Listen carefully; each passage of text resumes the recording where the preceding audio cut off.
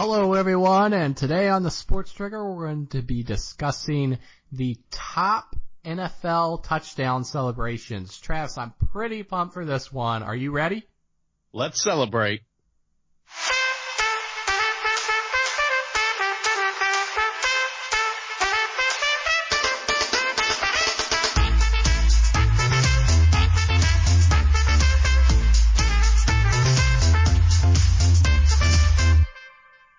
Today we're talking touchdown celebrations in the NFL. Everybody loves them. So Travis, let's get started. What are your top touchdown celebrations in the NFL and by whom? First of all, this is one of my favorite topics ever, and, I really wish and hope that the NFL will, let there be a little bit more freedom by all the players because, it's a fun league, or it should be a fun league, and, let them enjoy their job. But, so for me, to kick this off, it's something that two players have done. Lance Moore when he was with the Saints, and Antonio Brown, which, surprise, surprise, he's known for several different things. But I don't know if you're familiar with this name, Jared, but Hingle McCringleberry. Does that ring a bell at all? It's not ringing a bell right now, but I think I know who you're going to go with.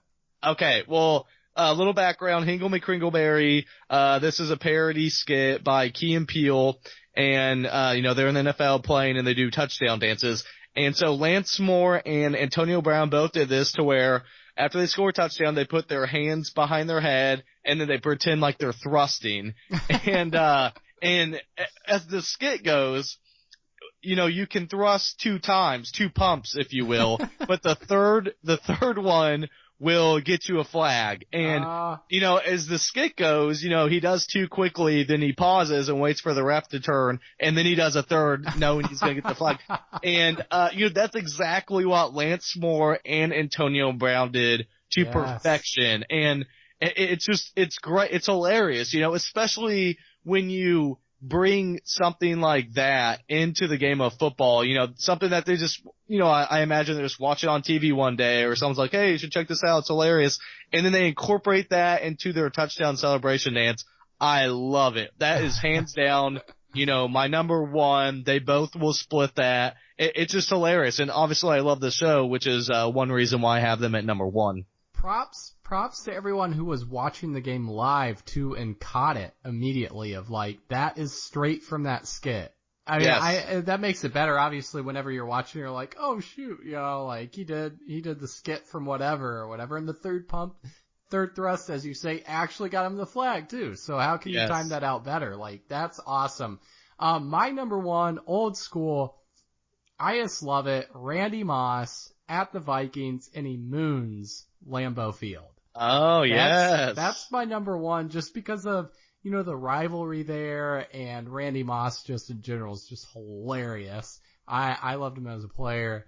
And at Lambeau Field because I don't like, the Packers fans. I just don't. Like, I lived up in Minnesota, and there were plenty of Packers fans over there, which, I mean, if you're gonna choose between rooting for Minnesota and the Green Bay Packers, I mean, you're going winners versus big letdowns. It's not a hard decision for some fair weather fans to make, but Randy Moss, number one, mooning Lambeau Field. I love it. I love it. That's great. Especially at their place. That just makes it so much better. And like you said, so it's a rival too. So that's one of the more notable rivals, or rivalries, I should say, in the NFL. So, that's great. So what else do you have? What's another really notable one that, has really caught your eye before? Well, I'm not gonna lie. I do love the Ezekiel Elliott jumping into the Salvation Army little bowl there and, kind of popping back out. I like that one. That's up there on my list. And that's actually a tie for a repeat individual that I've made mention of this in our 1 year and bust athletes is the Ickey Shuffle. Yes. I love the Ickey Shuffle. Even though it came from pretty much 1 year of success, I had to throw the Ickey Shuffle. So it's a tie between that and Zeke Elliott's jump into the Salvation Army Bowl. I thought that was great use of props there. It was clever. Yeah. And you know what? Yeah. Charity ended up getting money out of it. So what about you? What's what's your number 2 there? You can't go against Charity, so I figured I'd throw that out there so you can't like bash on my pick there. Right. Well, I was gonna say, I know how we both love Ohio State, so much. You a little bit more than me, but so for me, I had to go homer pick. I went with, Steve Smith. You know, in my eyes, one of the best wide receivers of all time, at least under 5'10", if anything. Maybe there you have an argument, yeah. Right. So I thought I'd add that on just to make my argument a little bit more, legit, if you will. But, so, the Vikings had a Love Boat scandal in 2005 to where several of their players, were out on a boat and apparently, there were, adult relations that occurred, among other things. And so the Panthers were playing the Vikings, and Stevie Smith, after he scores a touchdown, is pedaling, or I'm sorry, he's pretending like he's rowing a boat, like, you know, with his hands on each side, and he was moving while he was doing it, and I just loved it. It's fantastic. That's actually one thing that I will always remember, and it's funny because at the time I really wasn't fully aware of, you know, what he was trying to portray, but then later finding out, I loved it just because, you know, I mean, the Vikings aren't the Panthers' rivals by any means, but, you know, Vikings fans booing, knowing exactly what he was referencing, you know, especially when your team scores, and obviously that's just adding insult to injury.